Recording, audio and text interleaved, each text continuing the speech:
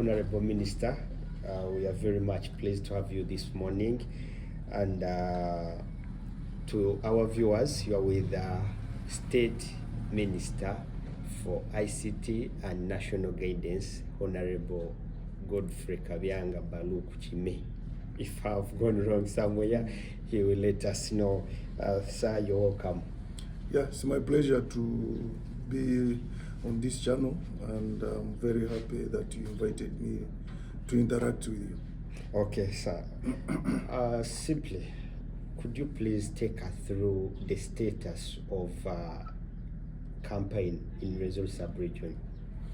Yeah, I think the campaigns in the Rwenzori sub-region are moving on well, moving on smoothly. Obviously, we as the NRM have intensified our grassroots campaigns. Just this week, we have now launched the mass mobilization campaign at grassroots.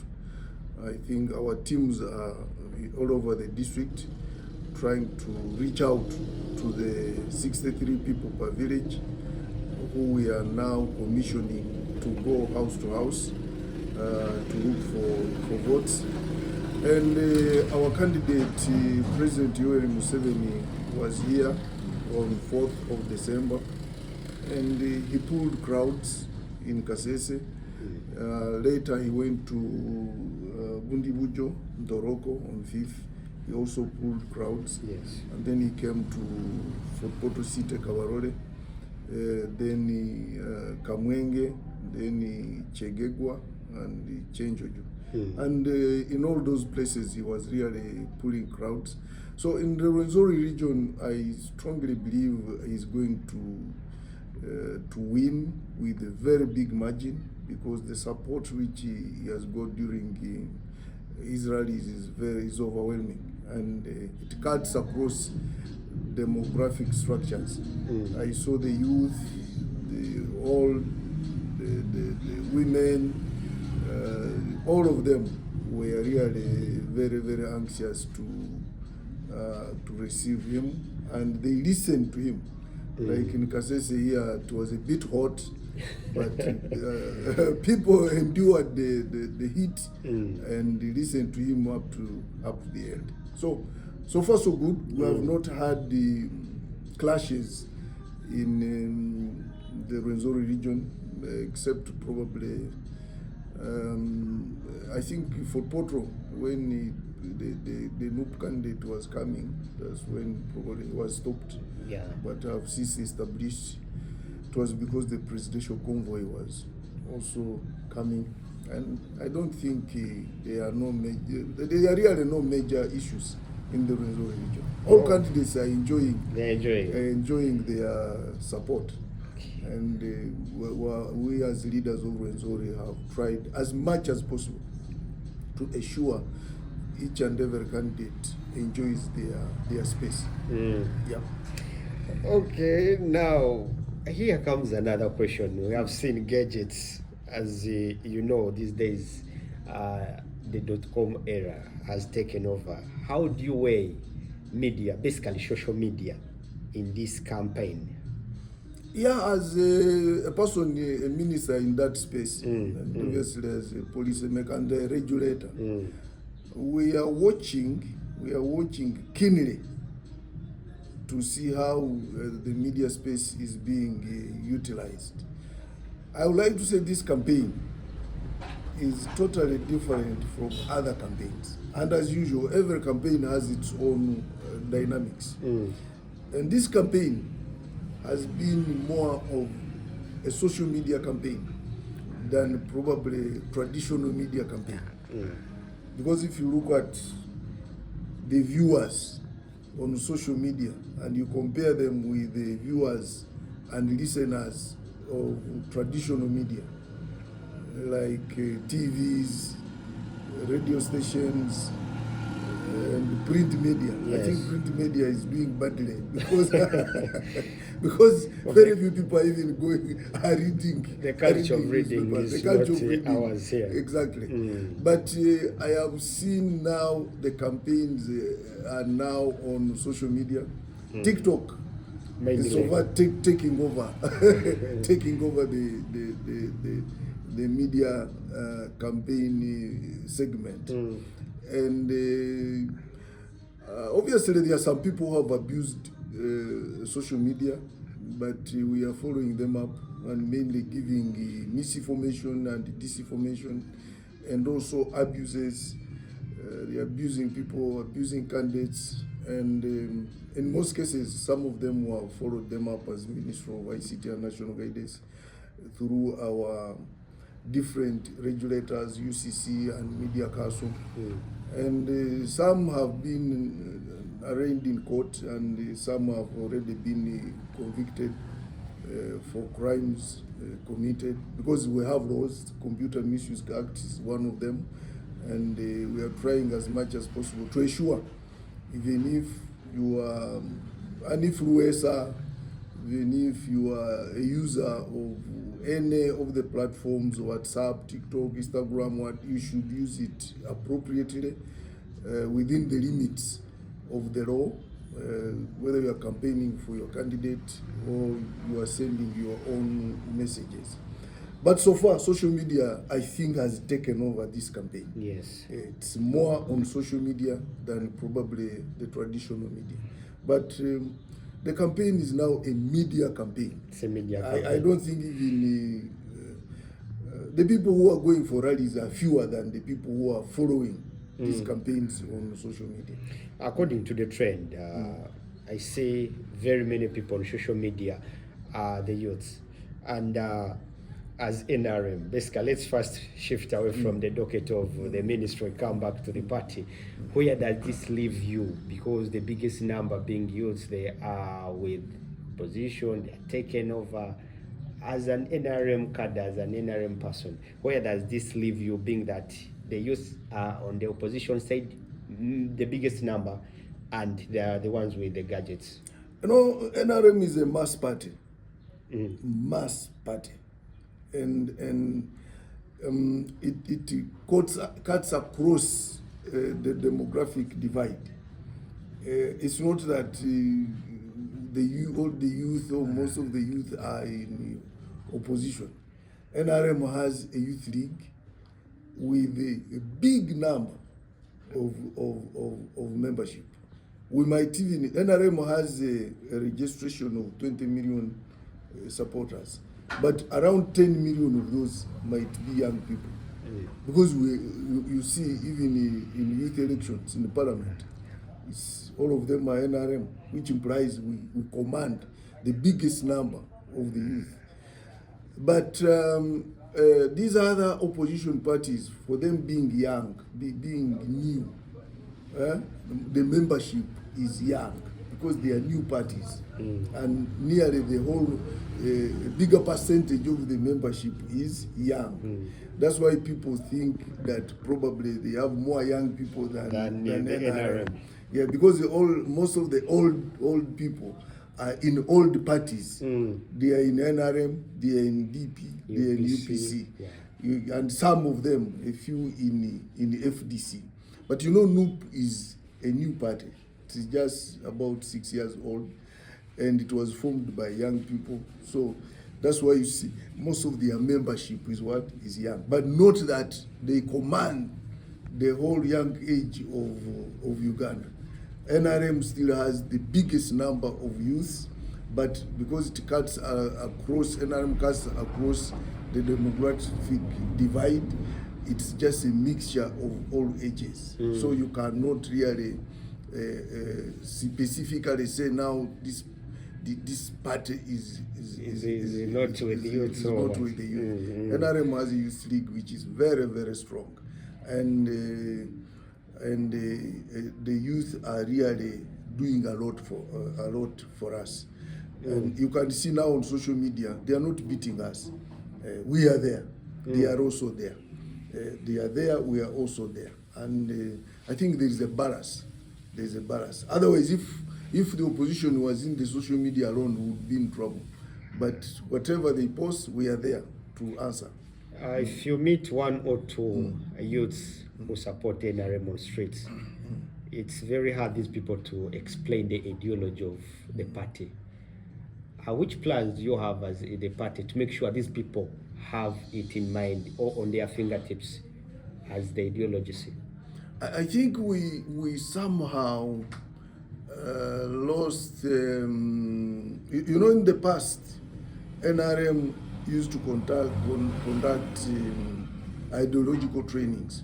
They used to call them mchaka, and they were everywhere in the country, and their purpose was ideological orientation, party ideological orientation, and also there were some few military drills to prepare the youth to defend themselves if attacked.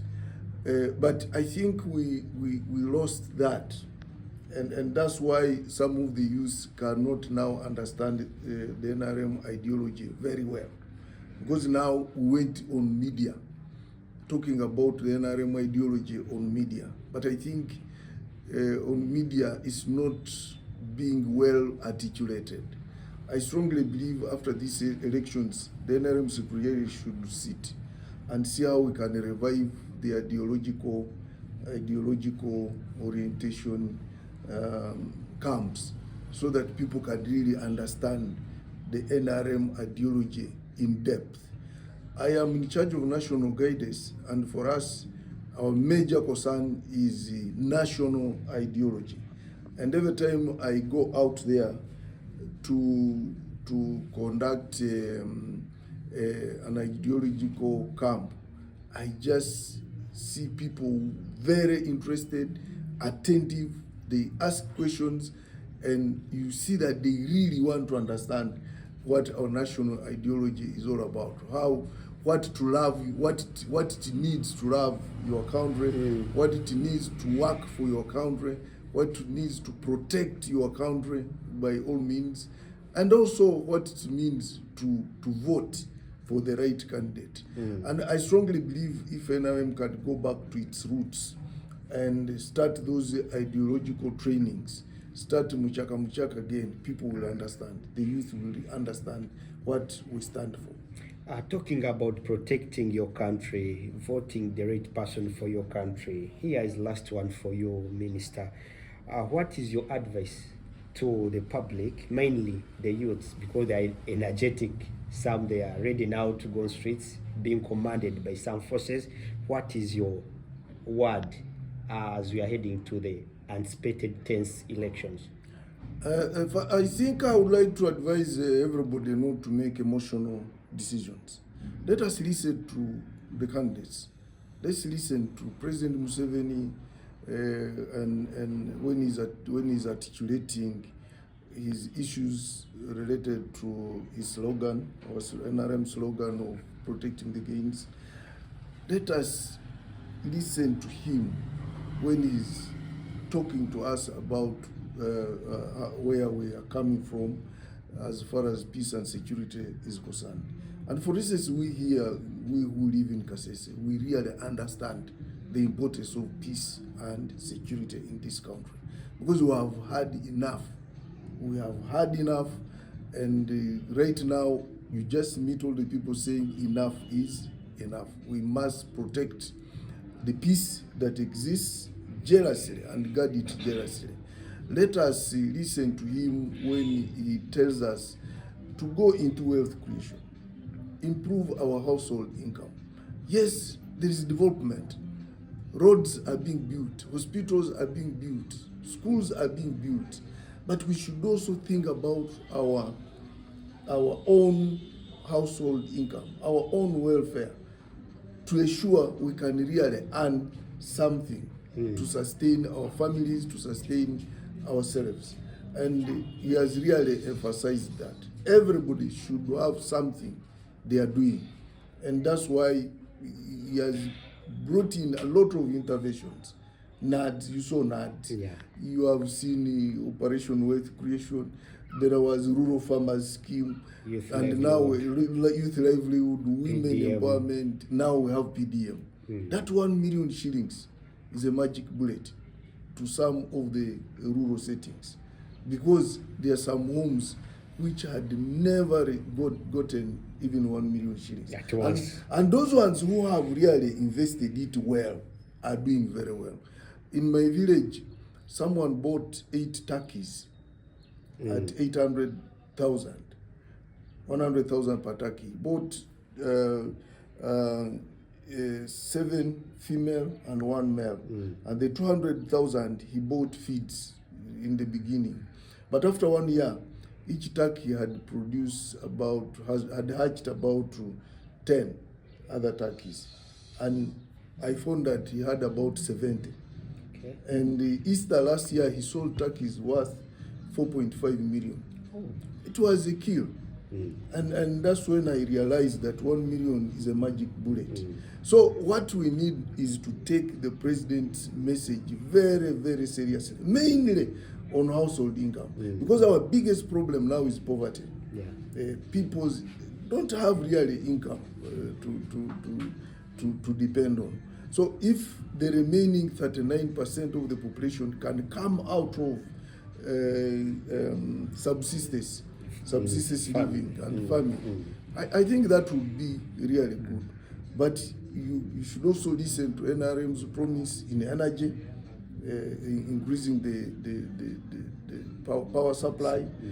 You should listen to NRM's promise on improving commercial agriculture through the 4-acre model. I think let us listen to President Museveni's message of increasing health centers, health center 3s, upgrading health center 2s to 3s, so that people can access a good health service. You should listen to his message of increasing the water coverage, clean water coverage. In Kasese here, there are 3 gravity flow schemes which are under construction. One which is in Charumba that will serve Chikorongo, Katwe, Hamkungu, Kasenyi, and parts of Katoru is about to be completed. So all these are messages we should listen to. Let us not make emotional decisions. But you see, candidates, and some candidates are not giving messages. They're just lamenting. Some of them, the only thing they are talking about is we are being harassed. Yes, you are being harassed, but what is the message? Give us the message. You are being harassed, we are sorry. You are being harassed, but what is your message? What is your message to the people? And you just see someone doesn't have any message. No manifesto. Now the manifesto is in harassment and the like. So let us really listen to all candidates. Let's listen to them.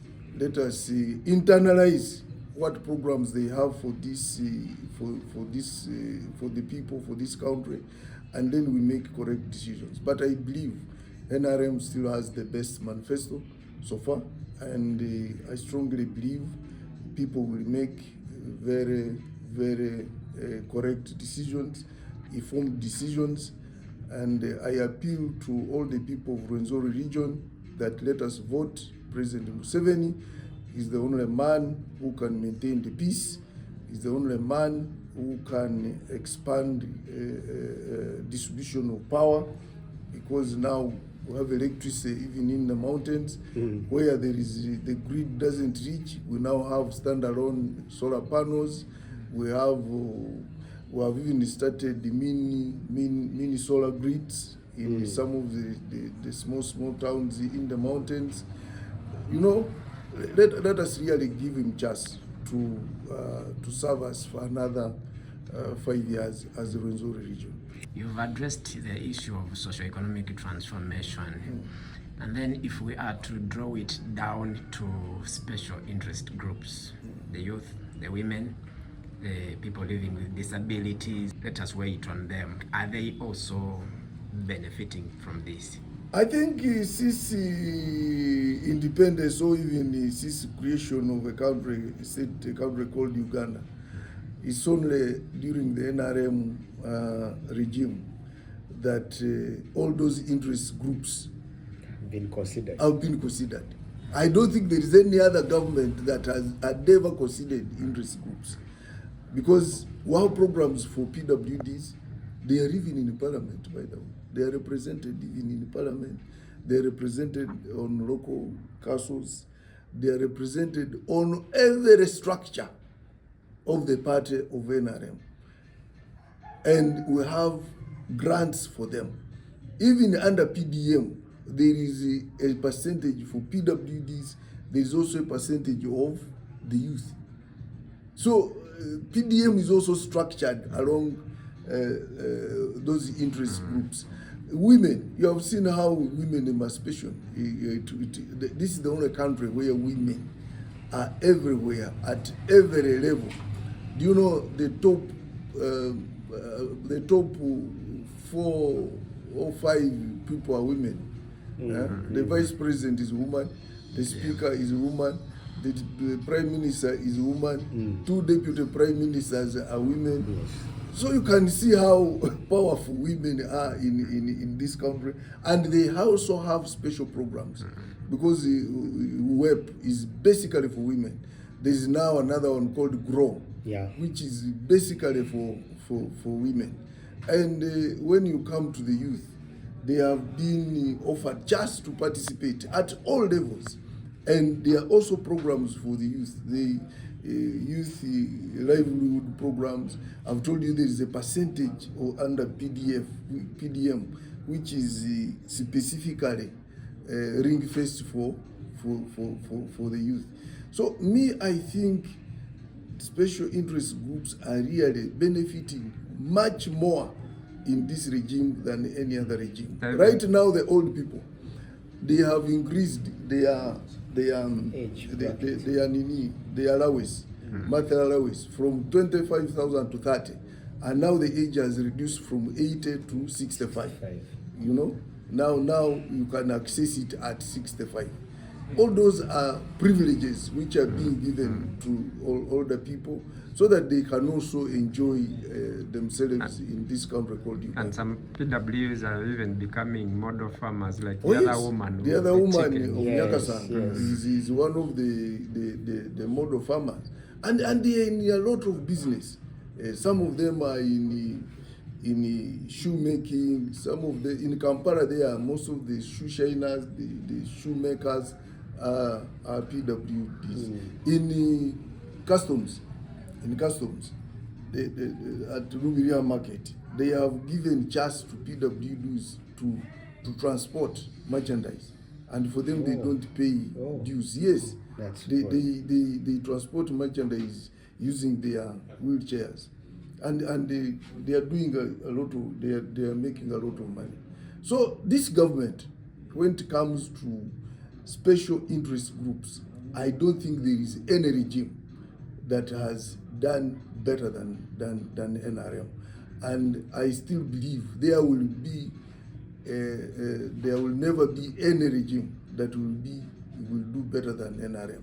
But I also assure Ugandans that NRM will continue leading this country for quite a long time because of their steady policies, attractive policies, and being very honest to Ugandans. Yeah. Okay, thank you very much, Minister, for giving us this time. And next time, probably we shall talk about transition since NRM is here. The transition is on. The transition is on. MK is coming after this, so that one shouldn't worry you. Okay. after President Museveni, MK is coming, and we are preparing him. Hope we shall spare some time. We talk about that.